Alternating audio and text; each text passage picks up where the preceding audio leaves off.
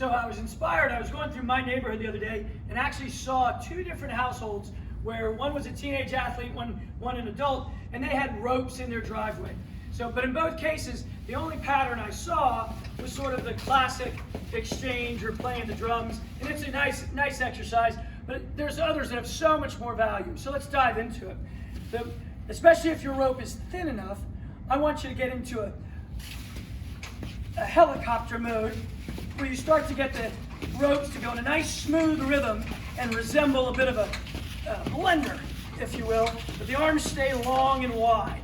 Good. Not a big internal lean or load, but keeping them stiff and having the hips bear the load and the trunk provide stabilization. From there, we go to a single arms lateral position. So I go from here, over, and back. Over, and back. If I don't hit the cameraman. Good. And you do that on both sides.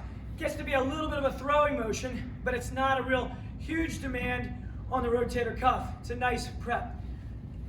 After going to the other side, then we change to a bottle grip, or a golf club grip, and we're up and over, left to right, in a reverse facing rainbow. And you can modify that to stop short and go to hip. So we think of going shoulder, shoulder, hip, hip as we flow. But again, it's always important that your rope is flowing. And then lastly, we take out the flow and we use it as an overhead press. And at first, especially with a thin rope, you don't think it's heavy at all. But we're after posterior chain load. Think of driving it up and back. So I'm here, pushing through that meaty eminence of tissue underneath the pinky, and I'm driving straight up. So you can see the angulation of the rope is pulling me forward. So from the calves all the way up the chain, especially into that posterior shoulder, I've got to be diligent about maintaining a straight line. And to make it harder, we go and change the stance.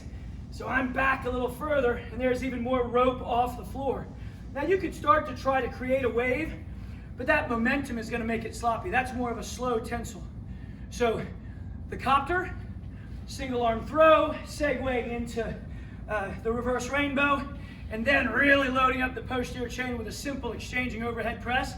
That's a combo that you can try and get a lot of benefit out of in a short period of time. Good luck with your ropes.